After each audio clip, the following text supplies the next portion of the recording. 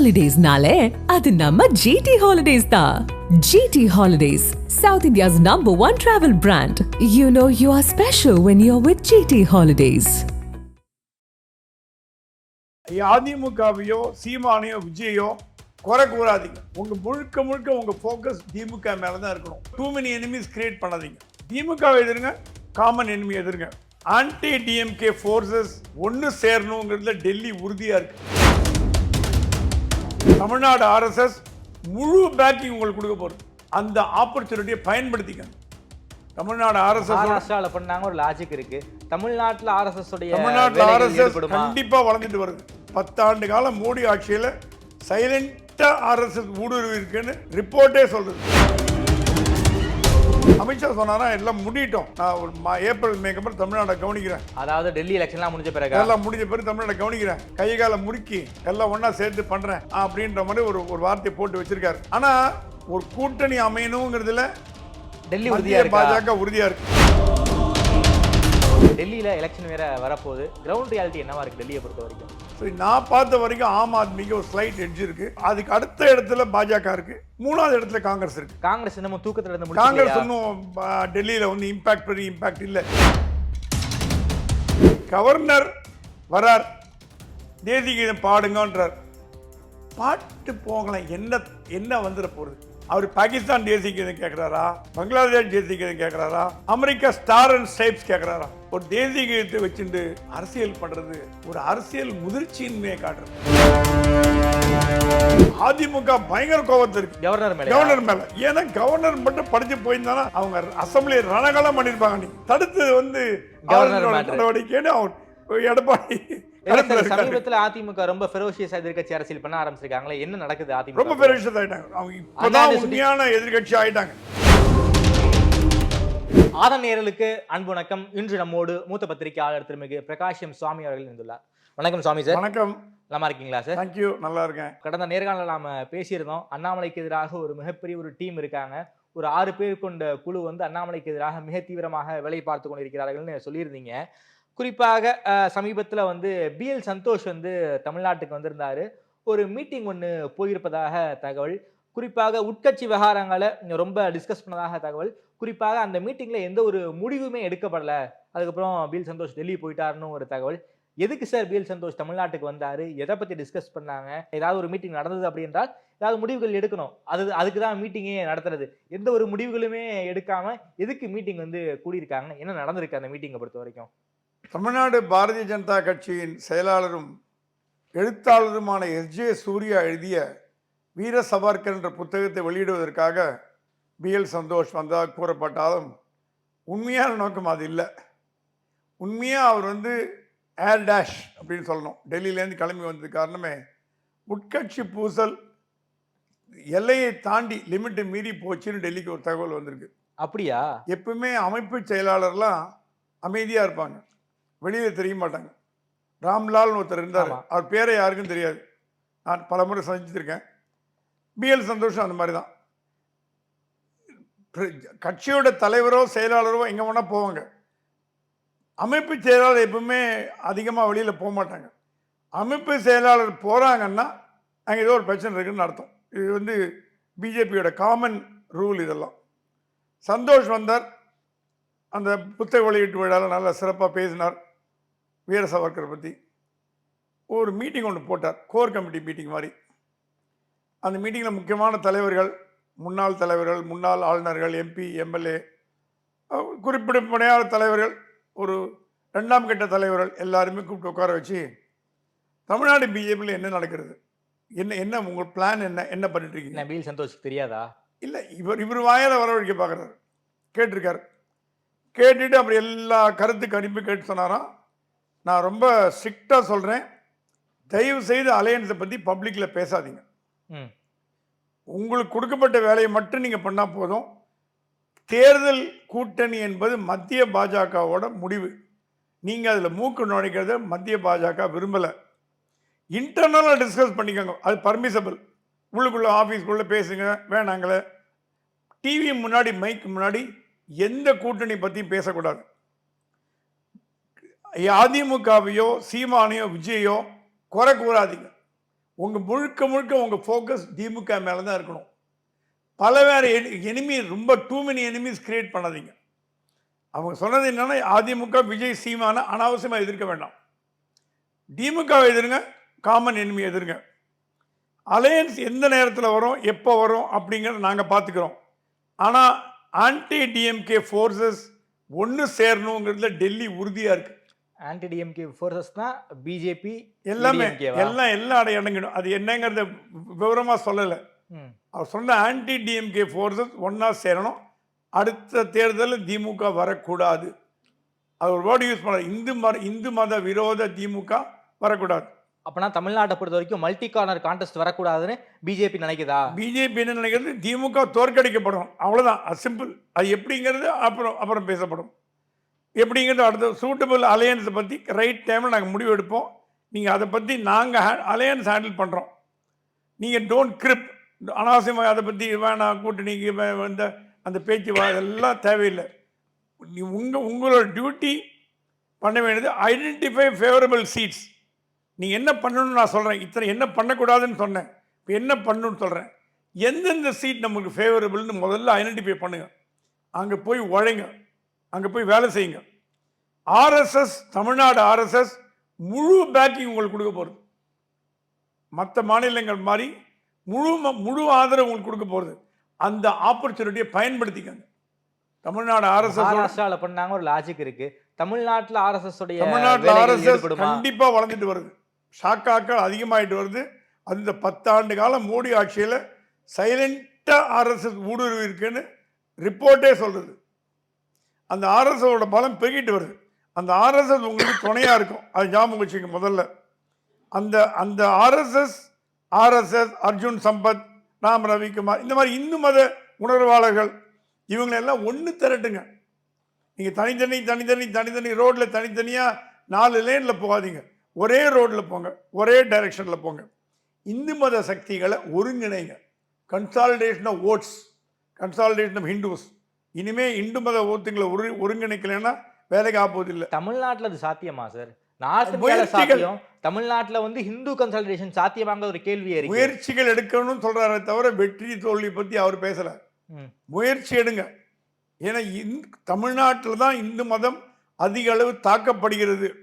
இந்து மதம் மீது அதிக அளவு கட்டறுத்தப்படுகிறது. கோயில்கள், அது இந்த மாதிரி சமாச்சாரங்கள் இதெல்லாம் நமக்கு தெரியும். அந்த ஃபோக்கஸ் பண்ணி நீங்கள் இந்துக்கள் மீது உங்கள் பார்வையை செலுத்தி இந்துக்களை ஒன்றிணைக்க பாருங்கள். யுனைட் தம், ஒன்றிணைக்க பாருங்கள். Corner all the Hindu vote bank. இந்துவோட ஓட் பேங்கை எப்படியாவது கார்னர் பண்ண பாருங்க. அதுக்கு உண்டான வேலையெல்லாம் பண்ணுங்க. பூத் லெவலில் கான்சன்ட்ரேஷன் பண்ணணும். நீங்கள் மேல் லெவலில் மீட்டிங் போடுறீங்க, அது பண்ணுறீங்க, போகிறீங்க, காரில் கொடி போட்டு வர்றீங்க, எல்லாம் வாஸ்தவம். பூத் லெவலில் எந்த விதமான நடவடிக்கை எடுக்கல. எனக்கு டெல்லிக்கு ரிப்போர்ட் வந்திருக்கு. அண்ணாமலையால் மட்டுமே, கேசவனாக மட்டுமே, சக்கரவர்த்தி மாலை மட்டுமே பண்ண முடியாது. ஒரு தொண்டனும் ஒரு ரெண்டாம் கட்டத்தில் பூத் லெவலில் போய் வேலை பண்ணால் தான் முடியும். கட்சி ஆட்சிக்கு வரணும்னா பூத் லெவலில் வேலை பண்ணுங்கிறது மறுக்க முடியாத உண்மை. அது நீங்கள் பண்ணாத வரைக்கும் கட்சி வளர்க்க போகிறது இல்லை. சும்மா மேலோட்டமாக வளர்ந்தாச்சின்னு சொல்லி லாபம் இல்லை. மனசை தொட்டு சொல்லுங்கள், எவ்வளோ பேர் பூத் லெவலில் போய் ஒர்க் பண்ணுறீங்க. 1/3 விமன், பட்டியலின மக்கள், ஓபிசி கொடுக்கணும்னு கன்சிடர் பண்ண போகிறோம். எல்லா பதவிகளுமே எம்எல்ஏ சீட் இன்க்ளூடிங் 1/3 பெண்களுக்கு, பட்டியலின மக்களுக்கு, ஓபிசி கொடுக்கணும்னு முடிவு பண்ணோம். அதில் சிறந்த கேண்டிடேட்டை தேர்ந்தெடுங்க. உங்களுக்கு பிடிச்ச கேண்டிடேட்டை மட்டும் தேர்ந்தெடுக்காதீங்க. நான் சொன்னவற்றில் பெண்கள், நல்லா படித்த பெண்கள், பிஹெச்டி வாங்கினவங்க, எம்பில் வாங்கினவங்க, டிகிரி வாங்கினவங்க, நல்லா பேசக்கூடியவங்க தேர்ந்தெடுங்க. அவங்களுக்கு ட்ரைனிங் கொடுங்க, வளர்த்து விடுங்க. அவங்கள மென்டர்ஷிப் பண்ணுங்க. சொன்ன வார்த்தை மென்டர்ஷிப் பண்ணுங்க. அதுதான் முக்கியம். நீங்களே பதவி வேணும், எனக்கே பதவி, நானே எம்எல்ஏ, நானே கவர்னர், நானே எம்பி, நானே மந்திரின்னு பார்க்காம அடுத்த தலைமுறையை வளர்த்து விட பாருங்க. அப்போ தான் கட்சி உருப்படும். சும்மா நீங்களே உட்காந்துருந்தா வேலை நடக்காது. ரோப்பின், தட் இஸ் யாரெல்லாம் நீங்கள் உதவி எடுத்துக்கணும்னா, ஆதீனங்கள், மத தலைவர்கள், செயின்ஸு, ராமகிருஷ்ண மடம், சத்குரு, ஸ்ரீ ரமணாசிரமம் டிவோட்டீஸ், காஞ்சி மடம், சிங்கேரி மடம், யோகி ராம் சரத்குமார், இந்த மாதிரியான இந்து மத உணர்வாளர்கள் எல்லாம் நீங்கள் அவங்களோட ஆசையை பெறுங்க. கரெக்டான சப்போர்ட் இல்லை, ஆசையை பெறுங்க. அந்த பக்தர்கள் எல்லாம் உள்ள எழுத்துருங்க. ஏன்னா அதெல்லாம் ஒரு பெரிய கூட்டம். ஸ்ரீ ஸ்ரீ ரவிசங்கர்லாம் யோகியெல்லாம் பெரிய கூட்டம். சத்குருவெல்லாம் பெரிய ஒரு கேங். அவங்களை நீங்கள் வந்து கன்வின்ஸ் பண்ணி உள்ள எடுக்க பாருங்கள். இதெல்லாம் எடுத்தீங்கன்னா ஃபுட் சோல்ஜர்ஸ் அதிகமாக வருவாங்க. டோர் டு டோர் போங்க. கஷ்டப்படாமல் நீங்கள் வந்து உழைக்காமல் உட்காந்துட்டு சாப்பிட முடியாது. கஷ்டப்பட்டு டோர் டு டோர் போகணும். டோர் டு டோர் போய் வேலை பண்ணால் தான் வேலை நடக்கும். மோடி கவர்மெண்ட்டோட நல்ல ஸ்கீமை மக்கள்கிட்ட கொண்டு போக தவறிட்டீங்க. எந்த ஸ்கீமும் யாருக்குமே தெரியல. எல்லாம் சும்மா மேடம் போட்டு பேசுகிறீங்களே தவிர மோடியோட ஸ்கீம் எவ்வளோ பேர்கிட்ட கொண்டு போய் சேர்த்தீங்க. ஒரு 50 பயனாளிகளை பண்ண முடியுமா உங்களால்? மனசு தொட்டு சொல்லுங்கள். ஒரு உறுப்பினர் இங்கே இருக்கிறவங்க 50 பயனாளிகள் பண்ணியிருக்கீங்களா? லோன் வாங்கி கொடுத்தீங்களா? எஜுகேஷன் லோன் வாங்கி கொடுத்தீங்களா? அப்புறம் தள்ளு வண்டிக்காரனுக்கு பணம் வாங்கி கொடுத்தீங்களா? இதெல்லாம் பண்ணாமல் எப்படிங்க கட்சி வளர்க்க முடியும்? ரொம்ப உணர்ச்சி வட்டப்பட்டு பேசியிருக்கார் சந்தோஷ். ஏன்னா அவங்களாம் கட்சியில் ஆரம்ப கட்ட உறுப்பினர், அப்படியே மூத்த தலைவர்கள். அவங்க கட்சியை ஃபிங்கர் டிப்பில் வச்சுருப்பாரு. அப்புறம் சொன்னாராம், இனிமே மோடி கவர்மெண்ட் ஸ்கீமை கொண்டு போகலைன்னா, அது கொண்டு போய் சேர்க்க வேண்டிய பொறுப்பை நீங்கள் எடுக்கலைன்னா கதை வேறு மாதிரி இருக்கும். சக்கரவர்த்தி தான் எந்த நான் கான்ட்ரவர்சி இல்லாத ஒரு நடுநிலையான தலைவர். என்ன பிரச்சனை வந்தாலும் அவர் தான் தீர்த்து வைப்பார். இனிமே இந்த நோடல் ஆபீசர், அமைதியானவர், அடக்கமானவர், எந்த வம்பு தும்புலையும் சிக்காதவர், தலைவர், கான்ட்ரவர்சியே இல்லாத சக்கரவர்த்தி தான் அதை தீர்த்து வைப்பார். இது டெல்லியோட உத்தரவு. சொல்லிட்டார். நீங்க அண்ணாமலை பிடிக்காம இருக்கலாம், கேசவி நாயகம் பிடிக்காம இருக்கலாம், சக்கரவர்த்தி பிடிக்காம யாரும் இருக்க முடியாது. ஸோ சக்கரவர்த்தி தான் நேச்சுரல் சாய்ஸ். டெல்லி முடிவு எடுத்தாச்சு. சக்கரவர்த்தியால் தீர்க்க முடியாத பிரச்சனைகள் தான் டெல்லி கொண்டு வரப்படும். 99% சக்கரவர்த்தியை தீர்த்து வச்சிருவார். சரி, எங்களுக்கு தலைவலி கம்மியாயிடும். அந்த அனௌன்ஸ்மெண்ட்டையும் சொல்லிட்டார். சில அனௌன்ஸ்மெண்ட்ல வெளியில வரல, பட் சொல்லப்பட்டது அனௌன்ஸ்மெண்ட்லாம். அதாவது மாநில தலைமையை தாண்டி பல்வேறு பிரச்சனைகள் இல்லாம டெல்லிக்கு போகுது. ஸோ நம்ம கிட்ட எந்த ஒரு பிரச்சனையும் வரக்கூடாது. டெல்லிக்கு வந்து இங்கேருந்து காவடி எடுத்துன்னு போறாங்க, திருப்பி வராங்க, திருப்பி போறாங்க, பதவி ஒன்றுன்றாங்க, அது ஒன்றுன்றாங்க, இது ஒன்றாங்க, இவரை பற்றி புகார் பட்டியல், அவர் பற்றி இவர், இது சத்தியமூர்த்தி பவன் மாதிரி ஆகிட்டு வருதுன்னு ரொம்ப டெல்லி ஃபீல் பண்ணுறது. அதனால எனி ப்ராப்ளம் சக்கரவர்த்தி வில் ஹேண்டில். அண்ணாமலைக்கு வேற மற்ற பொறுப்புலாம் இருக்கு. பொறுப்புகள் பகிர்ந்தெடுக்கப்படுகின்றன. அப்புறம் சொன்னாங்களாம், உங்களுக்கு கொடுக்கப்பட்ட மாநிலத்தில் இப்போ கிஷன் ரெட்டி தமிழ்நாடு பொறுப்பாளர், எங்கேயாவது ஆந்திராவில் போய் மூக்க நுழைக்கிறாரா? தமிழிசைக்கு வந்து கொடுக்கப்பட்டது அந்தமான், வானதி கொடுக்கப்பட்டது மிசோரம். அங்கே போய் வேலை பண்ணாமல் நம்ம உங்கள் ஸ்டேட்டில் உட்காந்து பாலிடிக்ஸ் பண்ண என்ன அர்த்தம் ஓப்பனாக கேட்டிருக்காரு. ஓகே, உங்களுக்கு கொடுக்கப்பட்ட மாநிலம் கிஷன் ரெட்டி ஆந்திராவில் பாலிடிக்ஸ் பண்ணுறாரா? இங்கே தான் உட்காந்துருக்கார், டெல்லியில் இருக்கார், இங்கே இருக்கார். அந்த மாதிரி உங்களுக்கு கொடுக்கப்பட்ட மாநிலத்தை நீ கட்சியை வளர்க்காம உங்கள் சொந்த மாநிலத்தில் உட்காந்து வியாபாரம் பண்ணீங்கன்னா என்ன அர்த்தம் அப்படின்ற கேள்வி உங்கள் ஓப்பனாக கேட்டார். அப்புறம் வந்து சொன்னாராம், மாவட்ட தலைவர் தேர்தலில் பிரச்சனை இருக்கு இல்லைங்கள. ஏன்னா பூத் லெவலில் ஆளே இல்லை. பூத்துலேருந்து மண்டல், மண்டல்லேருந்து மாவட்டம், இந்த லெவலில் போச்சுன்னா இன்னும் 5 வருஷம் போனால் கூட மாவட்ட தலைவர் தேர்ந்தெடுக்க முடியாது. ஏன்னா பூத் லெவலில் ஆள் இல்லை. ஸோ கருத்து கேட்பு கூட்டம்னு ஒன்று பூத் லெவலில் நடத்தப்பட்டது. பார்த்தீங்கன்னா கிட்டத்தட்ட 67 மாவட்டம் இருக்கு தமிழ்நாடு பாஜக. அந்த 67 மாவட்டத்துக்கு தலைவர் போடணும். அண்ணாமலை என்ன சொன்னாரா, ஒரு தடவை தலைவராக இருந்தவர் மேக்சிமம் 2 தடவை இருக்கலாம், அதுக்கு மேலே கிடையாது. புதுமுகங்கள் தேவை. இது மூலமாக என்ன நடக்குதுன்னா, பழைய தலைவர்கள் போட்ட தலைவர்களை மீண்டும் தொடர முடியாதுன்னு ஒரு கண்டிஷன். அது இன்டைரக்டாக கொண்டாந்துட்டார். டைரெக்டாக சொல்லாமல் நீங்கள்லாம் வீட்டுக்கு போங்கன்னு சொல்லாமல் ஒரு தடவைக்கு மேலே இருக்க முடியாதுங்க, மற்றவங்களுக்கு வழி விடணும் அப்படின்ற மாதிரி. இப்போ காளிதாஸ்லாம் 10 வருஷம் இருந்தாங்கன்னா வேறு மாற்றப்பட சாய் சத்தியன்லாம் மாற்றப்பட வேண்டியது. அதுக்கு மாற்றுறதுக்கு, மாற்ற விடாமல் தடுக்கிறதுக்கு சில 2ஆம் கட்ட தலைவர்கள் என்ன பண்ணுறாங்க, மண்டல் தலைவரை பிடிச்சி வச்சுட்டாங்க. ஓகே, ஏன்னா மண்டல் தலைவர் தான் மாவட்ட தலைவர் தேர்ந்தெடுக்க போகிறாங்க. எஸ், எப்படி வந்து பகுதி திமுக இருக்க மாதிரி பகுதி, வட்டம், மாவட்டம் இருக்க மாதிரி இங்கே ஒரே லெவல் தான். பூத்து, மண்டல், மாவட்டம், அவ்வளோதான். 3 தான், 3 லெவல். திமுக பொறுத்த வரைக்கும் கிளை கழகம், பகுதி கழகம். திமுக வந்து ஒரு டெமோக்ராட்டிக் செட்டப்னா திமுக தான் டெமோக்ராட்டிக் செட்டப். உண்மையாக டெமோக்ராட்டிக் சார் எப்படி தேர்ந்தெடுக்கிறாங்கன்னு முக்கியம் இல்லை. அந்த டெமோக்ராட்டிக் ஹைரார்கி திமுக அது அண்ணா போட்ட சட்டம், அண்ணா உருவாக்கின சட்டம். பாஜக என்ன பண்ணுறாங்க, 2ஆம் கட்ட தலைவர்கள்லாம் கீழ் லெவலில் உள்ள பூந்து எங்கால போடு எங்கால போடு எங்கால போடு எங்கால போடுன்னு மேலே வர வைக்க பார்த்தார். அண்ணாமலை பார்த்தார், இது வேற ரூட்டில் போகுது, சரி மேலேருந்து ஒரு அமுக்கு மாவட்ட தலைவர் முதல்ல போட போகிறேன். ஃபுல்லா நியமன பதவி நியமன பதவி மாவட்ட தலைவர் ஃபுல்லாக 10ஆம் தேதி அறிவிப்பு வருது, 10th வருது. ஓகே, மாவட்ட மாவட்ட தலைவர் முதல்ல போடுறப்பா. அப்புறம் மண்டல் தேர்தல் எப்படி என்ன A to B இருந்தா B to A இருந்தா என்ன, எல்லாம் ஒன்று தான். இப்போ பகுதி இப்போ வந்து பூத்தில் ஆள் இல்லைங்கிறதுனால நீங்கள் மண்டல் தேர்ந்தெடுக்காமல் இருந்தீங்கன்னா எப்போ மண்டலை தேர்ந்தெடுத்து அந்த மண்டல் எப்போ மாவட்டத்தை போட்டு எப்போ வேலை முடியுது. ஏன்னா இந்த மந்த்துக்குள்ளே முடிச்சாகணும். டெல்லியோட உத்தரவு, இவங்க மீறவே முடியாது, முடிச்சாகணும். ஸோ அதனால வந்து மாவட்ட தலைவர் எல்லாரையும் அப்பாயின்மெண்ட் பண்ண போறாங்க. மாவட்ட தலைவர்கள் அப்பாயின்மெண்ட் அது 67 வந்து அப்புறம் சொல்லிட்டாங்க சந்தோஷ், நோ கோட்டா சிஸ்டம். எனக்கு 10 சீட்டு, முன்னாள் தலைவருக்கு 5 சீட்டு, மத்திய மந்திரிக்கு 10 சீட்டு, முன்னாள் கவர்னருக்கு 10. இந்த வேலையே நடக்காது.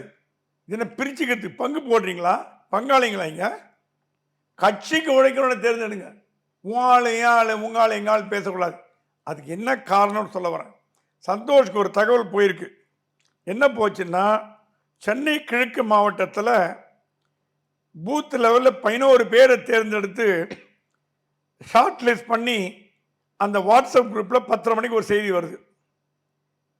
அந்த கிழக்கு சென்னை கிழக்கு மாவட்டத்தில் அந்த வாட்ஸ்அப் குரூப்பில் இந்த மாதிரி இவங்கள 11 பேர் தேர்ந்தெடுத்திருக்கோம் அப்படின்னு ஒரு லிஸ்ட் வருது.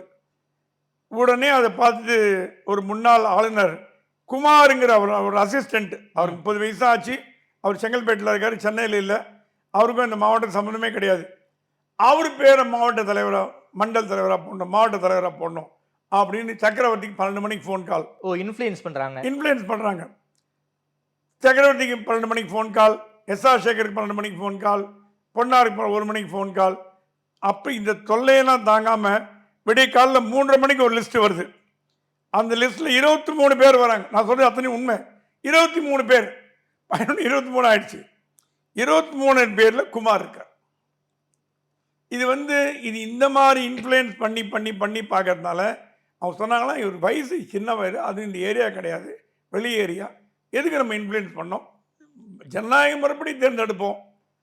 இது இல்லை இல்லை இல்லை இவரை போட்டு தான் ஆகணும் அப்படின்னு ஒருத்தராக இன்ஃப்ளூயன்ஸ் பண்ணி போட வச்சு இவங்களும் இப்போ சக்கரவர்த்தியோ எஸ்ஆர் சேகரோ எல்லாருமே எல்லாம் ஒன்றா கட்சியில் இருந்தவங்க தான், பகைச்சிக்க முடியாது யாரையும்.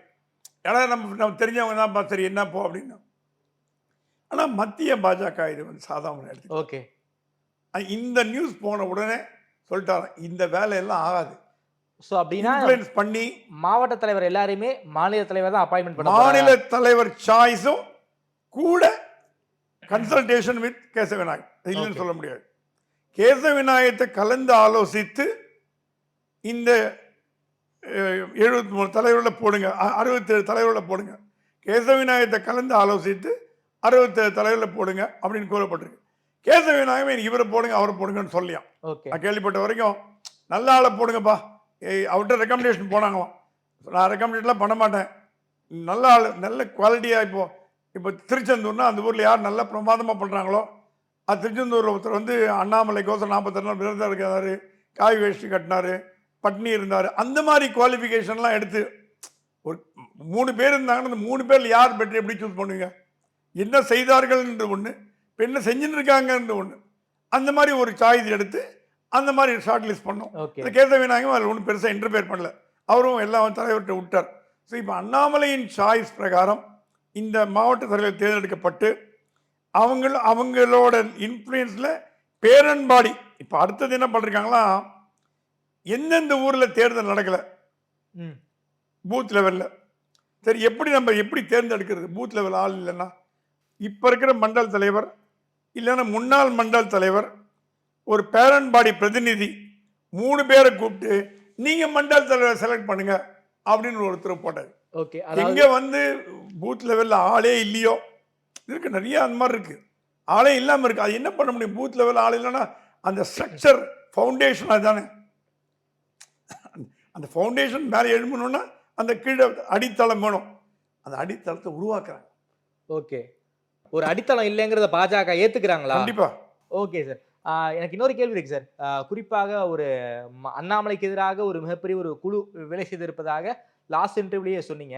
அண்ணாமலை மீதான புகாரை எதுவும் பிஎல் சந்தோஷ் கிட்ட எதுவும் சொன்னாங்களா? பர்சனலா என்ன பேசுனாங்கன்னு தெரியாது. ஓகே. ஏன்னா அவர் ரூம்ல உட்கார்ந்தா நிறைய பேர் மீட் பண்ணாரு. ஆனா மீட்டிங்ல வந்து எந்த விதமான அண்ணாமலை எதிர்ப்போ, யார் எதிர்ப்போ, எந்த விதமான கோஷங்களோ, பேச்சோ எழல. தனியா போய் பேசிக்கலாம். ஏன்னா முன்னாள் தலைவர்கள், எம்பி, எம்எல்ஏக்கெல்லாம் வந்து போறதுக்கு அனுமதி உண்டு, பேசுறதுக்கு அனுமதி. இங்க பேசணும்னு டெல்லியிலே பேசியிருக்கலாம். ஓகே. ஆனா எனக்கு தெரிஞ்சு ஓப்பன்ல ஒரு ரசாபாசமோ ஒரு எந்த விதமான ஒரு தகராறோ சண்டையோ வந்த மாதிரி தெரியல. எல்லாம் அமைதியா, ரொம்ப அமைதியா தான் போச்சு. அந்த மீட்டிங் வாஸ் வெரி கார்டியல். எல்லாம் ஒருத்தர் ஜாலியாக பேசிட்டு இருந்தாங்க. ஸோ எந்த பிரச்சனையும் இல்லாமல் அந்த மீட்டிங் முடிஞ்சதுன்னு நான் கேள்விப்பட்டேன். அண்ணாமலை மீதான குற்றச்சாட்டுகள் இன்னமும் அப்படியே தான் இருக்கா கட்சிக்குள்ள? அண்ணாமலை மீது குற்றச்சாட்டா சொல்லலை. ஓகே. அண்ணாமலையோட செயல்பாடுகள் சில பேருக்கு பிடிக்காம இருக்கலாமே தவிர அவர் எந்த தவறும் பண்ணதா எதுவும் உங்களுக்கு இது நிரூபணமாலையே. ஓகே. ஸோ அவரை மாற்றணும்னு கேட்குறாங்க. அது அவங்க உரிமை. மாற்றாமல் இருக்கிறது டெல்லியோட உரிமை. ஓகே. இப்போ அவங்களுக்கு என்ன கணக்குன்னா டேர்ம் முடிஞ்சு போச்சு, வேற ஆள் போடுங்க, அது பண்ணுங்க, இது பண்ணுங்கன்னு. ஆனால் டெல்லி வந்து முதல்ல சொன்ன மாதிரி சட்டசபை தேர்தல் வரைக்கும் அண்ணாமலை இருக்கட்டும், அப்புறம் பிளான் பண்ணலாங்கிற மாதிரி பண்ணிட்டு இருக்காங்க. ஸோ எனக்கு தெரிஞ்ச அண்ணாமலை மாற்றுவாருங்கிற எண்ணம் யாரை கூட சொன்னாங்க அண்ணாமலை மாற்ற போறாருன்னு. அண்ணாமலையை மாற்றணும்னா வந்து எப்போ மாற்றிட்டு போயிருக்கலாம். ஓகே. அவர் லண்டன் போடும்போதே மாற்றிருக்கலாம். லண்டன் போடும்போது 3 மாதம் அவரை வந்து பதவி இல்லாமல் வச்சு கூட திருப்பி வந்து கொடுத்துருக்காங்கன்னா அவருமே நம்பிக்கை இருக்கிறதா காட்டுறது. So Annamalai will continue. பட்டு மீதி தலைவர்கள் கொஞ்சம் கொஞ்சமாக அவர் வந்து ஓரங்கட்டப்படுறாங்கன்னு சொல்ல மாட்டேன், வேறு வேறு பொறுப்புகள் கொடுத்து இவருக்கு எதிர்ப்பு இல்லாமல் பார்த்துக்கூடிய ஒரு சூழ்நிலையை உருவாக்குறதுலாம் வாய்ப்பு இருக்கு. Okay sir. தமிழ்நாட்டில் வந்து ஒரு மல்டி கார்னர் கான்டெஸ்ட் வரக்கூடாது. குறிப்பாக ஆன்டி டிஎம்கே ஃபுல்ஸ் எல்லாருமே வந்து ஒரு சைடாக வந்து கன்சாலிடேட் ஆகணும்னு வந்து டெல்லி பாஜக நினைக்கிற மாதிரி நீங்கள் சொல்லியிருக்கீங்க. அதுக்கு சாத்தியம் இருக்கா? For example ADMK, BJP, PMK, DMDK இவங்க எல்லாருமே வந்து கன்சாலிடேட் ஆக வாய்ப்பு இருக்கா? ஒரு அணியின் கீழே வருவதற்கு வாய்ப்பு இருக்கா? பாஜகவின் மூளையாக கருதப்படும் அமித்ஷாவே 10 வருஷமா கத்திட்டு இருக்காரு. ஏடிஎம்கே எல்லாம் ஒன்றா சேருங்க, கூட்டணி வாங்க. ஒன்றும் நீங்கள் நானும் புதுசாக பேசலை. 10 வருஷமா பேப்பரில் வந்தது எல்லாம் தெரிஞ்ச விஷயம்தான். ஒரு தடவை ஒரு தேர்தலையும் அமித்ஷா தான் பாஜகவோட மூளை தேர்தல் வியூகத்தில். ஏன்னா எல்லா தேர்தலும் வின் பண்ணி காமிச்சிருக்காரு. அவர் பேச்சு யாரும் கேட்கல. தமிழ்நாட்டில் கேட்கல. தமிழ்நாட்டில் வந்து திருப்பி சண்டை போட்டிருக்காங்க. அவர் அமித்ஷா வந்து அப்கோர்ஸ் சந்தோஷ் இதுக்கும் சம்மந்தம் கிடையாது. அமித்ஷா சொன்னாரா எல்லாம் முடிட்டோம், நான் ஒரு ஏப்ரல் மேக்கு அப்புறம் தமிழ்நாட்டை கவனிக்கிறேன். அதாவது டெல்லி எலெக்ஷன்லாம் முடிஞ்ச பிறகு எல்லாம் முடிஞ்ச பிறகு தமிழ்நாட்டை கவனிக்கிறேன், கை காலை முறுக்கி எல்லாம் ஒன்றா சேர்த்து பண்ணுறேன் அப்படின்ற மாதிரி ஒரு வார்த்தையை போட்டு வச்சிருக்காரு. அவர் என்ன மைண்டில் வச்சிருக்காரு, என்ன பிளான் பண்ண போகிறோம், எப்படி பண்ண போகிறோம் நமக்கு தெரியாது. ஆனால் ஒரு கூட்டணி அமையணுங்கிறதுல டெல்லி உறுதியா இருக்கு, பாஜக உறுதியா இருக்கு. அதாவது அதிமுகவோட கூட்டணிங்கிறது அதிமுகங்கிறது தெரியாது. ஓகே. அது நம்ம வந்து அவசரப்பட்டு பேச முடியாது.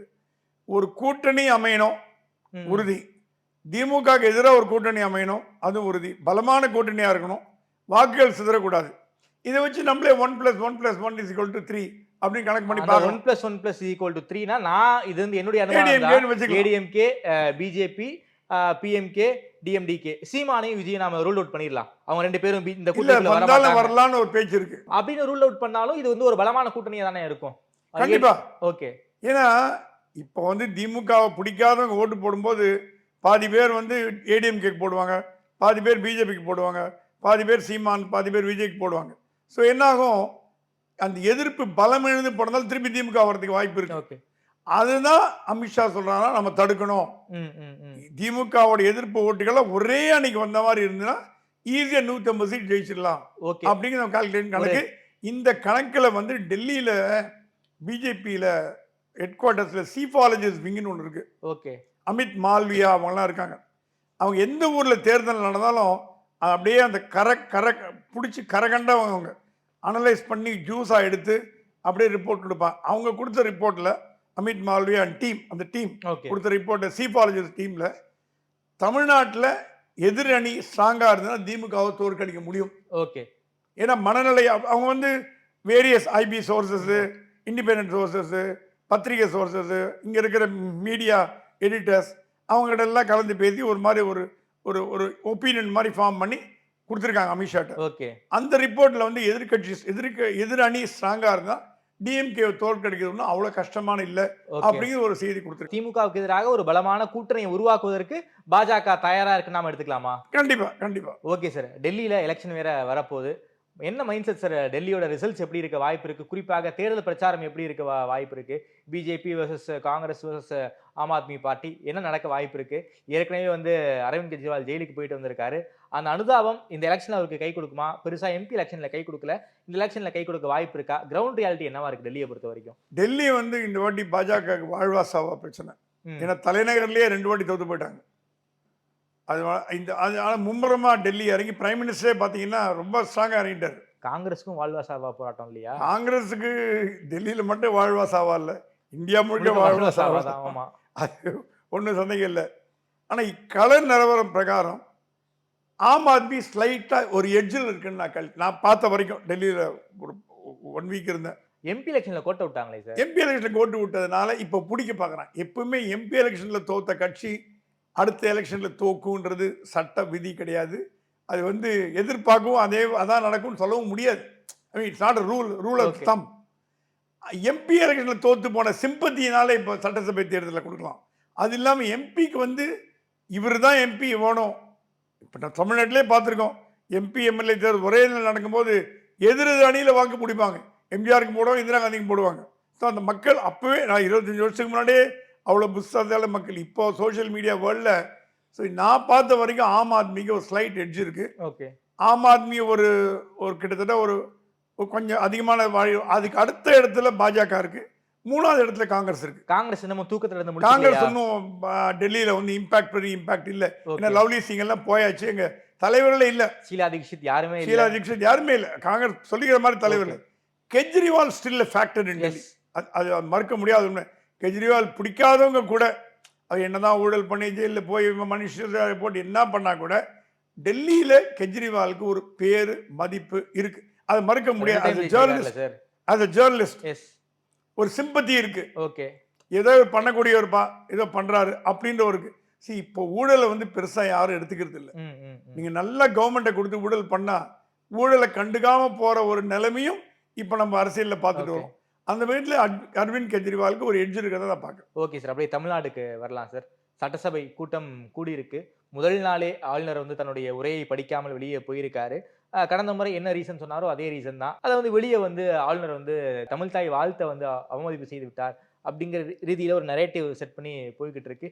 நேற்று சபையில் என்னதான் நடந்துச்சு? யார் மீது தப்பு? ஆளுநர் மீது தப்பா, அரசாங்கத்தின் மீது தப்பா? என்ன போயிட்டு இருக்கு இந்த சண்டை? எங்க போய் முடிய போறதோ தெரியல, எங்க போய் நிற்குமோ தெரியல. ரொம்ப இது வந்து காசா யுத்தம் மாதிரி ஆயிட்டு வருது. இது வந்து governor versus CM fight. Governor versus CM fight கூடிய சீக்கிரம் முடியும் நம்மளும் எதிர்பார்த்தோம். அது வந்து ரொம்ப தொடர்கதையா போயிட்டே இருக்கு. எப்பதான் நிற்கும்னு தெரியல. சரி, 50 வருஷமா நான் வந்து கிட்டத்தட்ட ஒரு 500-600 ஆளுநர் மீட்டிங் அட்டன் பண்ணியிருப்பேன். இந்த மீட்டிங்கில் எஸ்எல் குரானாலேருந்து அதுக்கு முன்னாடியிலேருந்து கே ஷாலேருந்து வச்சுக்கோங்களேன், கே ஷாலேருந்து நான் அட்டன் பண்ணியிருக்கேன். மத்திய ஹோம் மினிஸ்ட்ரியோட சர்க்குலர் என்ன சொல்றதுன்னா, கான்ஸ்டிடியூஷனல் ஹெட் பிரசிடென்ட் கவர்னர் வந்தாங்கன்னா துவக்கத்திலையும் முடிவிலையும் தேசிய கீதம் பாட வேண்டும் அப்படின்னு ஒரு விதி.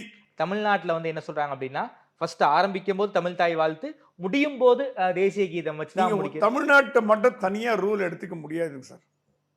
இப்போ ஜனாதிபதி தமிழ்நாட்டுக்கு வர ஒரு உதாரணம்.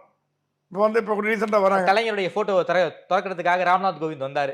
சரி, வந்தீங்க, தமிழ் தாய் வாழ்த்து இருந்தது, தப்பு கிடையாது. முதல்ல தேசிய கீதம் இருந்ததா இல்லையா? ஜனாதிபதிக்கு என்னவோ அதுக்கு அடுத்த ஹைரார்க்கியில் இருக்கிறவர் ஆளுநர். உங்களுக்கு பிடிக்கிறதோ பிடிக்கல அது வேற விஷயம். அதுக்குள்ள போக தயாரா. மாநிலத்தின் முதல் குடிமகன், கான்ஸ்டிடியூஷனல் ஹெட். ஜனாதிபதிக்கு என்னென்ன உரிமை இருக்கோ அதுல ஒரு 10% குறைச்சி 90% கவர்னருக்கு உண்டு. இதுல இந்த தேசிய கீதத்துல நான் கேள்விப்பட்ட வரைக்கும், நான் பேசின எக்ஸ்பர்ட்ஸ் கிட்ட, மினிஸ்ட்ரி ஆஃப் ஹோம் அஃபேர்ஸோட சர்க்குலர் சொல்லியிருக்கு, தேசிய கீதம் முடிவிலும் ஆரம்பத்திலும் இசைக்கப்பட வேண்டும். கவர்னர் வந்தா மட்டும். சிஎம்க்கு அந்த மாதிரி ரூல் கிடையாது. ஒண்ணு வேணாங்க, ஒரு ரோட்டரி கிளப் மீட்டிங்ல பாத்தீங்கன்னா தேசிய கீதம் நல்லா எழுந்து நிற்போம். ஒரு லயன்ஸ் கிளப் மீட்டிங் எழுந்து நிற்போம். ஜனகன மனன் பாடுவாங்க, 5 தேதி முடிச்சு போயிட்டே இருக்கும். அங்க வந்து யாரும் முதல்ல பாட சொல்லி கேட்க முடியாது. அது தமிழ்தாய் இப்போ நம்ம எவ்வளோ மீட்டிங் போயிருக்கோம், சின்ன சின்ன மீட்டிங்லாம் கூட தமிழ்தாய் வாழ்த்துன்னு தொடங்கும். பிஜேபி மீட்டிங்கே சொல்கிறேன், தேசிய கீதத்தில் முடியும். அது வழக்கம், அது யாரும் குறை சொல்ல போகிறதில்ல. ஆனால் கான்ஸ்டியூஷன் ஹெட்டுக்கு எப்பவுமே தேசிய கீதம் அது அவருக்கு கொடுக்கப்படும் மரியாதை. ஓகே, நான் என்ன சொல்கிறேன், கவர்னர் வரார், தேசிய கீதம் பாடுங்கன்றார், பாட்டு போகலாம், என்ன வந்துட போகிறது இதில்? அவர் பாகிஸ்தான் தேசிய கீதம் கேட்குறாரா, பங்களாதேஷ் தேசிய கீதம் கேட்குறாரா, அமெரிக்கா ஸ்டார் அண்ட் ஸ்ட்ரைப்ஸ் கேட்குறாரா, இந்திய தேசிய கீதம் தானே கேட்குறாரு. இதில் என்ன ஒரு ஈகோன்னு எனக்கு இப்போ வேறு ஏதாவது கவர்னர் வந்து லுங்கி கட்டின்னு வந்தார், மரியாதை இல்லாமல் வந்தாருன்னு பேசுனா அது வாசம், ஒரு பேச்சுக்கு சொல்கிறேன் உதாரணத்துக்கு. அவர் தேசிய கீதம் ஒன்றுன்னு கேட்குறார். இதில் இறங்கி கொடுத்து பண்ணுறதுனால முதலமைச்சருக்கு தான் நல்ல பேர் வரும். பார்ப்பா கவர்னர் எப்படி கேட்டு முதலமைச்சர் பண்ணிட்டார் பார்ப்பா அப்படின்னு. இந்த ஈகோ கிளாஷ், அவர் கேட்கக்கூடாத கேள்வியை கேட்ட மாதிரி தெரியல. ஒரு தேசிய கீதம் பாடுங்கன்னு சொல்றதுல என்ன பிரச்சனை வந்துருப்போம்? அது தமிழ்தாய் வாழ்த்தும் போது பாதியில் எழுந்து போனாரா? இல்லை, எனக்கு தெரிஞ்சு நான் கேள்விப்பட்ட வரைக்கும் அங்கிருந்து ரிப்போர்ட்டர் சொன்னது தமிழ்தாய் வாழ்த்த கவர்னர் மரியாதை கொடுத்தார். ஸோ கவர்னர் தமிழ்தாய் வாழ்த்தை அவமதித்தார்னு சொல்றது எனக்கு தெரியல, எப்படி எடுத்துப்பாங்கன்னு எனக்கு தெரியல. அங்கிருந்த ரிப்போர்ட்டர்ஸ் சொன்னது, நான் உள்ள போல, ஓகே நான் போகல, அங்கிருந்து ரிப்போர்ட்டர் சொன்னது என்ன செய்தினா தமிழ்தாய் வாழ்த்தை கவர்னர் மரியாதை கொடுத்தார். ஓகே, நான் ராஜ்பவன் நிறைய மீட்டிங் அட்டன் பண்ணியிருக்கேன், எல்லா ராஜ்பவன் மீட்டிங்லையும் தமிழ்தாய் வாழ்த்து பாடப்படும். நீங்க கேட்கலாம், ராஜ்பவன் மீட்டிங்ல தமிழ்தாய் வாழ்த்து ஆப்ஷனா இருக்கான். எஸ், தமிழ்தாய் வாழ்த்து ராஜ்பவனில் பாட வேண்டிய அவசியம் கிடையாது. அது தமிழ்நாடு அரசு விழா இல்லை, ராஜ்பவன் விழா, ஆளுநருக்கு தனி புரோட்டோகால் இருந்தாலும் அந்த அங்க தமிழ்தாய் வாழ்த்து செலவுகளை எல்லாமே தமிழ்நாடு கவர்மெண்ட் தான் சார் பாத்துக்கிறாங்க. பாத்துக்கிறது வேறமா, பட் கவர்னர் வேண்டாம்னா வேண்டாம், முடிஞ்சு போச்சு. எஸ், ஆமா. அந்த சென்னாரெட்டியோ இது ஒண்ணு வேணாம். தமிழ்தாய் வாழ்த்து இன்ட்ரடியூஸ் பண்ணது ஜெயலலிதா தானே, அண்ணாமலை சொன்ன மாதிரி. நான் என்ன சொல்றேன், ஒரு தமிழ்தாய் வாழ்த்தை வச்சுண்டு ஒரு தேசிய கீதத்தை வச்சுண்டு அரசியல் பண்றது ரெண்டு பேருக்குமே சொல்றேன். நான் முதல்வரை மட்டும் சொல்ல, ரெண்டு பேருக்குமே சொல்றேன், ஒரு அரசியல் முதிர்ச்சியின்மையை காட்டுறது. வேற ஏதாவது மேட்டில் சண்டை போடுங்க, வேணாங்களே. ஒரு தேசிய கீதத்திலையும் தமிழ்தாய் வாழ்த்துலையும் போயா நம்ம வந்து டைமை வேஸ்ட் பண்ணி சண்டை போட்டுக்கிறோம். கவர்னர் நேத்திக்கு வந்து அந்த உரையை படிச்சுட்டு போயிருந்தாலோ, சில பகுதிகளை வந்து படிக்காம கடந்த முறை முதல் முறை பண்ண மாதிரி சில பகுதிகளை வந்து விட்டுட்டு படிச்சாலோ அது ஒரு மிகப்பெரிய ஒரு இம்பாக்டா மாறி இருக்கும். ஏன் கவர்னர் படிக்கக்கூடாதுங்கிற ஒரு மைண்ட் செட்ல இருக்காரு? தொடர்ச்சியா ஒரு 3 வருஷமாக படிக்காமலே போறாரு. கவர்னருக்கு இந்த ஆட்சி மேல கோவம் இருக்கு, அது தெரிஞ்ச விஷயம். அது ஒன்றும் அது உள்ள என்ன கோவம்? யாரும் இன்னமும் அவர் 2 பேருக்கு ஒத்து வரல. அவர் மதிக்கலன்னு நினைக்கிறேன். கோர்ட்டே சொல்றாங்க கவர்னரும் சிஎம் நீங்க ஒண்ணா உட்கார்ந்து பேசுங்க, சொல்றாங்க இருக்கிற பிரச்சனை நீங்க பேசி முடியும்னு சுப்ரீம் கோர்ட். கவர்னர் வந்து இப்ப பாயிண்ட் ஆஃப் நோ ரிட்டர்னுக்கு வந்துட்டார். என்ன பண்ணுங்க, என்ன பதவி விட்டு எடுப்பீங்க, எடுத்துட்டு போங்க, அந்த லெவலுக்கு வந்துட்டார். சென்ட்ரல் கவர்மெண்ட் தானே எடுக்கணும், அதான் சென்ட்ரல் கவர்மெண்ட் எடுக்குது, அந்த லெவலுக்கு வந்துட்டார். எடுங்க, என்ன பண்ண முடியும்? மேக்ஸிமம் என்ன தூக்க போறீங்க, தூக்குங்க, ஐ டோன்ட் கேர். அந்த மைண்ட் செட்டுக்கு கவர்னர் வந்துட்டாரா? அந்த மைண்ட் செட்டுக்கு வந்துட்டாரு, அதனால தான் தைரியமா இறங்கிட்டார். அது இல்லாம நான் கேள்விப்பட்டேன், மத்திய அரசாங்கத்தோட பர்மிஷன் இல்லாம இதை கவர்னர் பண்ணிருக்க மாட்டார். அப்ப தொட்டிலையும் ஆட்டி விட்டு குழந்தைங்க கிள்ளி விடுற பழக்கமா இருக்குமோ. அதான் எடப்பாடி சொன்னாராம், நாங்கெல்லாம் வந்து அண்ணா யூனிவர்சிட்டி பத்தி பேசக்கூடாதுங்கிறதுனால திமுகவும் பாஜகவும் சேர்ந்து போட்ட நாடகம்னு அப்படியே ஒரு பேச்சு வருது. எவ்வளோ விஷயங்கள் எல்லா விதமான அரங்குகளிலும் பேசப்படுகிறது. நமக்கு எது உண்மை ரைட் நமக்கு தெரியாது. ஆனா நான் என்ன சொல்றேன், இந்த மாதிரி சமாச்சாரங்கள் தவிர்க்கப்பட்டிருக்கலாம். தமிழ்நாட்டோட நல்ல எண்ணத்துல முதல்வரும் பெருசு பண்ணாம, சரி தேசிய கீதம் பண்ணாம, இந்திய முதல்வர் வந்து எந்த விதத்துலையும் தேசியத்தில் குறைஞ்சவர் நான் சொல்ல மாட்டேன். அவரே சொல்லிட்டார், எங்களுக்கு பாடம் எடுக்காதீங்கன்னு. அந்த விஷயத்தில் கலைஞர் ஆட்டம், ஸ்டாலின் ஆட்டம் தேசப்பற்று மிற்றவர்கள். அதில் எந்த குறையும் நம்ம சொல்ல முடியாது. அது ஒரு காலத்தில் கட்சி தனிநாடு கேட்டுருக்கலாம், அதெல்லாம் இழுத்து மூடியாச்சு, அந்த எல்லாம் போயாச்சு.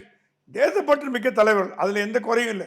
ஆனால் என்னமோ ஒரு சின்ன ஒரு ஈகோ, இவர் கேட்டு நம்ம என்ன பண்ணுறது, இவர் சொல்லி நம்ம என்ன பண்ணுறது, இதை 2 பேருமே கடந்து போயிட்டு தமிழ்நாட்டு இப்போ பாலகுருசாமி சொன்ன மாதிரி வைஸ் சான்சலர் போட முடியாமல் எவ்வளோ பல்கலைக்கழகங்கள் தவிச்சு. மாணவர்கள் நலன், மாணவர்களுக்கு எவ்வளோ பண்ணுறார் முதல்வர். நிறைய நமக்கு நாம நீங்களும் முதல்வர் ஆகலாம், முதல்வர் தமிழ் புதல்வன் ஸ்கீம் நிறைய பண்ணுறீங்க. பிரேக்ஃபாஸ்ட் ஸ்கீம் கொடுத்து உலகத்திலேயே நல்ல பேர் வாங்கிட்டீங்க. காலை உணவுங்கிறது 1 மணி வரைக்கும் குழந்தை பட்னியாக இருக்க முடியாது. அந்த வலியை உணர்ந்து 10-9 மணிக்கு சாப்பாடு போகிறீங்க பாருங்க, ஹேட்ஸ் ஆஃப். அப்படி பண்ணுற நல்லது பண்ணுற நீங்கள் எதுக்கு இதில் எல்லாம் போய் ஒரு சின்ன விஷயத்தில் போய் கொஞ்சம் பிரச்சனை பண்ணாமல் அட்ஜஸ்ட் பண்ணிட்டு போயிட்டீங்கன்னா நீங்கள் கவர்னரோட ஒரு 2 படி மேலே போயிடுவீங்க. ஓகே. அப்போ என்ன நடக்கும்? நம்ம முதல்வர் பாருப்பா எவ்வளோ பிரமாதமாக பண்ணுறாரு, இந்த கவர்னரோட ஆக்டிவிட்டியே சரியில்லை. இப்போ கவர்னர் என்ன ஆகும்? கவர்னர் பாரு வெளியில் போனார்ப்பா, அவர் வாக் அவுட் பண்ண வச்சுட்டாங்க. போன வாட்டி இவருக்கு சைகையெல்லாம் காமிச்சார், பொன்முடி. அதுக்கெல்லாம் இடம் கொடுத்துக்காம கலைஞர் இருந்தாருன்னா இதுக்கெல்லாம் இடம் கொடுத்துருக்க மாட்டார். கலைஞருக்கு பிடிக்காத கவர்னர் எவ்வளோ பேர் இருந்தாங்கன்னு எனக்கு தெரியும், என்கிட்ட சொல்லியிருக்காரு. அவருக்கு பிடிச்ச கவர்னர் பர்னாலாவும் இருந்திருக்கார். ஆனால் கலைஞர்கிட்ட ஒரு பழக்கம், 3 மாதத்துக்கு ஒரு கவர்னர்கிட்ட போய் உட்காருவார், உட்காந்து எல்லாத்தையும் பேசுவார். ஆனால் டீயாக சாப்பிட்டு வரப்பா அந்த மரியாதை கொடுப்பார். ஓகே.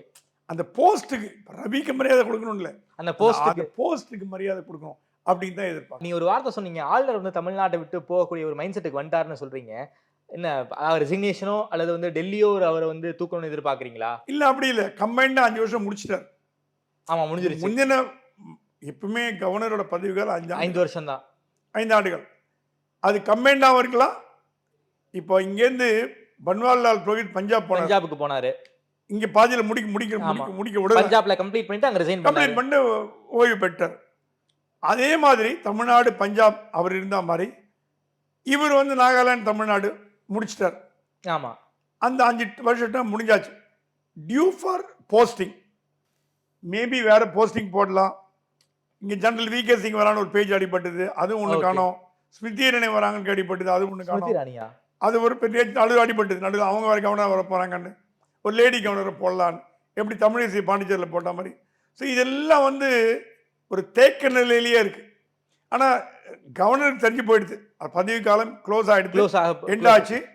அடுத்த 2026 ஜனவரி மாதம் நடக்கும் சட்டசபை முதல் கூட்டத்தொடரில் இந்த கவர்னர் இருப்பாரான்னு தெரியாது. நெக்ஸ்ட் இயர் எலெக்ஷனுக்கு முன்னாடி சட்டசபை சொல்றீங்க, இதே கவர்னர் இருப்பாரான்னு தெரியாது. இவர் போகும்போது கொஞ்சம் அவருக்கு சீனை விட்டு போயிடலாமே அப்படிங்கிற எண்ணத்தில் பண்ணியிருக்கலாமோன்னு தோன்றது. எல்லாமே எதுவுமே நல்லதுக்கு இல்லை. தமிழ்நாடு நலன் கருதி 2 பேருமே ஈகோ. கவர்னர் மேலேயும் நான் ஆதரிக்க மாட்டேன், கவர்னரும் கொஞ்சம் இறங்கி வரணும். ஏன்னா என்னதான் இருந்தாலும் அவர் இருக்கிற இடம் தமிழ்நாடு, அவர் எங்கள் சொந்த பூமி, மதர்லேண்டு எல்லாம் சொல்கிறீங்க, வாஸ்தவம். நீங்கள் ஸ்டாலின் சார் இந்த மாதிரி நீங்கள் பண்ணுறது தப்பு சார், நீங்கள் பண்ணக்கூடாது அப்படின்னு அப்பாவு போனார்ல, அப்போ பேசியிருக்கலாம் 2 பேரும். அப்போ வந்து தேசிய இதை பற்றி பேசாமல் இருந்தாரா? இல்லை, பேசியிருக்கலாம். நீங்கள் எல்லாம் நீங்கள் ஒரேல தப்பு இருந்ததுன்னா திருத்த சொல்லி கேட்குற உரிமை ஆளுநருக்கு உண்டு. சார் இது எனக்கு பிடிக்கல, ஏன்னா நீங்கள் பார்த்தீங்கன்னா கவர்னர் பேசும்போது மை கவர்மெண்ட்ற வார்த்தை யூஸ் பண்ணுவார். எவ்வளவு பேர் கவனிச்சாங்கன்னு தெரியாது. மை கவர்மெண்ட் தான், அவருடைய தலைமையில தான் அரசாங்கம். மை கவர்மெண்ட் பார், இவர் எப்படி சார் கவர்மெண்ட், இவருக்கு மக்கள் தேர்ந்தெடுத்தாங்க, என்ன சார் கதை விடுறாரு அப்படின்னு ஜனங்க கேட்கலாம். கான்ஸ்டிடியூஷன் பிரகாரம் கவர்னரோட அமைச்சரவை தான் இந்த அமைச்சரவை, முதலமைச்சர் இருந்தாலும் மை கவர்மெண்ட் வார்த்தையில் என்ன இருக்குன்னா என்னுடைய அரசாங்கம் இருக்கு. அப்ப அவருடைய அரசாங்கத்தையும் அவமதிப்பாரா அவர் அப்படிங்கிற ஒரு கேள்வி வரும். சமீப காலமா திமுகவுக்கு எந்த ஒரு பிரச்சனை வந்தாலும் அந்த பிரச்சனையை பெருசாக்க விடாம ஆளுநர் நடுவில் வந்துடுறாரு சார். குறுக்க இந்த கௌஷிக் வந்தா அப்படிங்கிற மாதிரி வந்து ஆளுநர் வந்து அந்த பிரச்சனையை வந்து அது வந்து ஆளுநர் சிஎம் பிரச்சனையா மாத்திராரு. இது வந்து அந்த அண்ணா யூனிவர்சிட்டி இஷ்யூ வந்து ஏடிஎம்கே வந்து ஒரு பெரிய கலைவரம் பண்ண பார்த்தாங்க. அந்த கலைவரங்களை எல்லாம் வந்து ரூல்ட் அவுட் பண்ணிட்டு ஆளுநர் தான் இப்போதைக்கு ஒரு பேசுபொருளா இருக்குல்ல, திமுக ஆளுநர் காப்பாத்துறாரு அப்படிங்கிற ஒரு பார்வை இருக்கு. இதுதான் சொல்றாங்க, அமித்ஷாவால திமுகவுக்கும் பாஜக கள்ள உறவு, கள்ள கூட்டணின்றாங்க. ஆண்டவனுக்கு தான் தெரியும் எது உண்மை எது போய். ஆனா அதிமுக பயங்கர கோபத்தில் இருக்கு, வெளியில சொல்லாட்டி கூட கவர்னர் மேல. ஏன்னா கவர்னர் மட்டும் படிச்சு போயிருந்தானா அவங்க அசம்பிளி ரணகலம் பண்ணிருப்பாங்க, நீங்க ரணகலம் பண்ணிருப்பாங்க. அது தடுக்க அதை தடுத்து வந்து நடவடிக்கைன்னு எடப்பாடி. சமீபத்தில் அதிமுக ரொம்ப ஃபெரோஷியஸா எதிர்கட்சி அரசியல் பண்ண ஆரம்பிச்சிருக்காங்களே, என்ன நடக்குது? அதிமுக ரொம்ப ஃபெரோஷியஸ் ஆயிட்டாங்க, அவங்க இப்பதான் உண்மையான எதிர்கட்சி ஆயிட்டாங்க. அண்ணா யூனிவர்சிட்டி மேட்ல உண்மையான எதிர்கட்சியா செயல்பட ஆரம்பிச்சாங்க. இப்போ திமுகவுக்கு மட்டும் ஆளுநர் மேல கோவம் இருந்தா பரவாயில்ல, அதிமுக ஆளுநர் மேல கோவம் வந்துருச்சு. எங்க வேலை செய்ய விடாம தடுத்துட்டீங்களாப்பா, இப்போ ஃபோக்கஸ் முழுக்க அந்த பக்கம் போயிடுச்சு. நீங்க சொன்ன மாதிரி இது உள்குத்தோ அப்படின்னு ஒரு டவுட் அதிமுக வருது. நம்மளால இங்க கணிக்கதான் முடியுமே தவிர நம்மளால வந்து இதான்னு சொல்ல முடியாது, ஒரு யூகம் பண்ணலாம். ஸோ இது ஏதோ உள்குத்து இருக்கோன்ற ஒரு ஆங்கிள்லையும் ஜனங்க திங்க் பண்ண ஆரம்பிச்சிட்டாங்க. இப்போ நேற்று கூட பெரிய ஒரு ஆர்டிகல் படித்தேன், நேற்று நைட் ஏதோ ஒரு இதில், it's a play between DMK and BJP to prevent ADMK from taking over okay. அப்படின்ற மாதிரி ஒரு ஒரு ஒரு ஸ்டாண்ட் இருந்தது. எது உண்மைன்னு தெரியல. இப்பதான் அக்ரெசிவா ஒரு எதிர்க்கட்சி அரசியலுக்கு ஏடிஎம்கே வந்திருக்காங்க.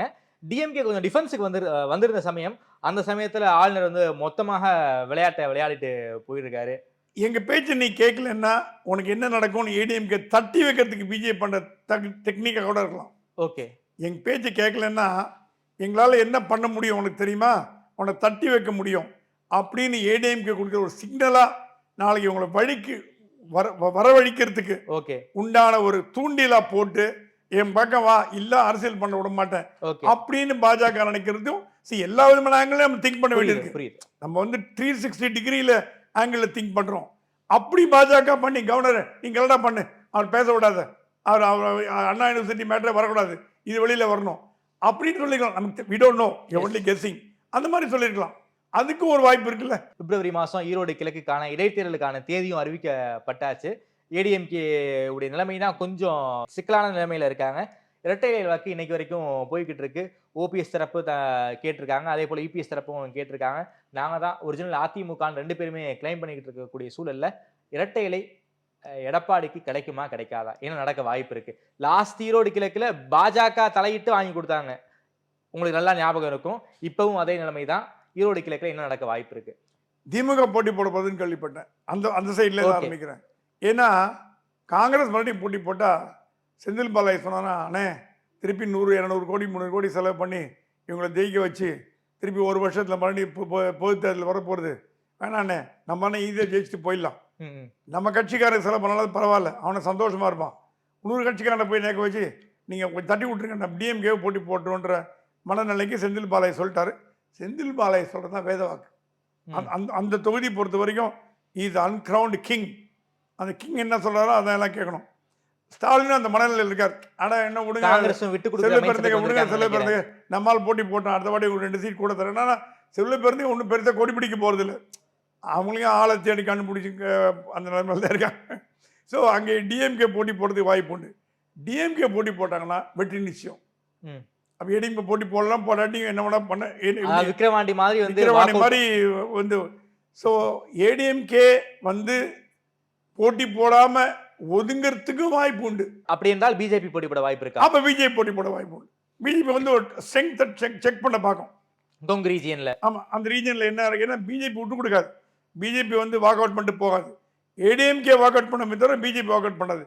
அப்ப ஏடிஎம்கேவோட ஸ்டாண்ட் என்னவா இருக்கும்னு பார்க்கணும். முதல்ல பாஜக விடுங்க, பாஜக ஆதரிக்குமா, நடுநிலை வைக்குமா?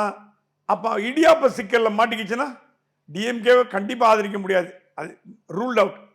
பாஜகவுக்கு மறைமுக ஆதரவு கொடுக்குமா, என்ன பண்ணும்? ஏன்னா அங்க கணிசமான அதிமுக வாக்குகள் இருக்கு அந்த ரீஜன்ல. ஏன்னா கொங்கு ரீஜன்ல அதிமுகவுக்கு ஒரு பெரிய ஹோல்ட் இருக்கு. கொங்கு ரீஜன் என்னை பொறுத்த வரைக்கும் அதிமுக இதை வந்து இந்த தேர்தலில் கடந்து போய், ஏன்னா போய் ரொம்ப செலவு பண்ணி வேஸ்ட் பண்ண வேண்டாம், எப்படி டிஎம்கே ஜெயிக்க போகுது.